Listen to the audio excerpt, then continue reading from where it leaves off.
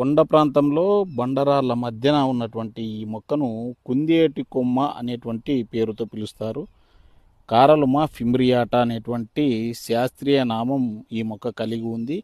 కారలుమాలు అనేటువంటి పేరుతో కూడా వ్యవహారికంగా పిలుస్తారు. ఈ విధంగా విరిచి ఈ కొమ్మలను తింటూ ఉంటారు. ఇవి కాస్త చేదు, పులుపు, వగరు మిళితమైనటువంటి రుచిలో ఉంటాయి. అధికమైనటువంటి నీటి శాతాన్ని కలిగి ఉంటాయి.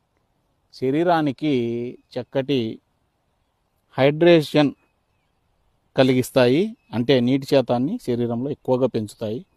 నీటి శాతం తగ్గిపోవడం వల్ల అనేక సమస్యలు వస్తాయి, ముఖ్యంగా కిడ్నీ సమస్యలు. వీటన్నిటికీ పరిష్కారంగా ఇది ఉపయోగపడుతుంది.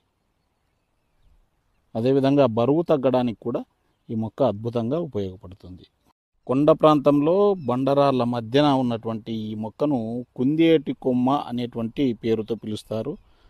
కారలుమా ఫిమ్రియాటా అనేటువంటి శాస్త్రీయ నామం ఈ మొక్క కలిగి ఉంది. కారలుమాలు అనేటువంటి పేరుతో కూడా వ్యవహారికంగా పిలుస్తారు. ఈ విధంగా విరిచి ఈ కొమ్మలను